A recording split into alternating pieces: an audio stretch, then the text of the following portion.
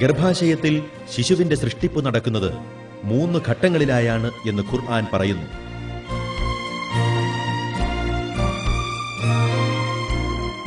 അവൻ മാതാക്കളുടെ ഉദരങ്ങളിൽ 3 അന്ധകാരങ്ങൾക്കുള്ളിൽ നിങ്ങളെ ഒന്നിനു പിറകെ ഒന്നായി രൂപപരിണാമം ചെയ്തെടുക്കുന്നു. അതേ അല്ലാഹുവാകുന്നു നിങ്ങളുടെ രക്ഷിതാവ്. ആധിപത്യം അവന് മാത്രമുള്ളതാകുന്നു. അവനല്ലാതെ ദൈവമേതുമില്ല. എന്നിരിക്കെ നിങ്ങൾ എവിടെ നിന്നാണ് തെറ്റിക്കപ്പെട്ടുകൊണ്ടിരിക്കുന്നത്?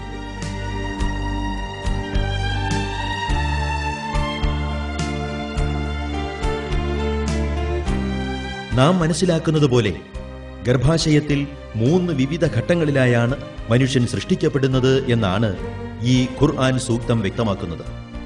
വാസ്തവത്തിൽ മാതാവിന്റെ ഗർഭാശയത്തിൽ വികാസം നടക്കുന്നത് 3 വ്യത്യസ്ത മണ്ഡലങ്ങളിലായാണ് എന്ന് ആധുനിക ജീവശാസ്ത്രം കണ്ടെത്തുകയുണ്ടായി.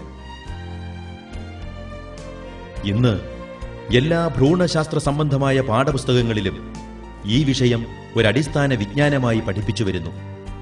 ഭ്രൂണശാസ്ത്രത്തിലെ മൗലിക വിജ്ഞാന കോശമായ ബേസിക് ഹ്യൂമൻ എംബ്രിയോളജിയിൽ ഈ വസ്തുത ഇങ്ങനെ പ്രതിപാദിക്കുന്നു. ഗർഭപാത്രത്തിലെ ജീവിതത്തിന് 3 ഘട്ടങ്ങളുണ്ട്.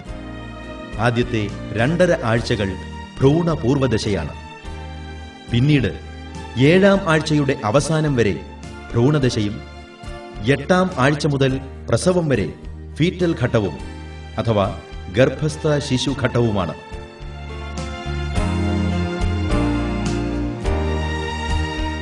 ആധുനിക ഉപകരണങ്ങളുടെ സഹായത്താൽ മാത്രമാണ് ഗർഭാശയത്തിനുള്ളിലെ ഈ പ്രതിഭാസം നിരീക്ഷിക്കാൻ സാധിച്ചിട്ടുള്ളത്. പക്ഷേ മറ്റു പല ശാസ്ത്ര സത്യങ്ങളെയും പോലെ തന്നെ ഈ വിഷയവും ഖുർആനിൽ അത്ഭുതകരമാം വിധം പ്രതിപാദിച്ചിരിക്കുന്നു.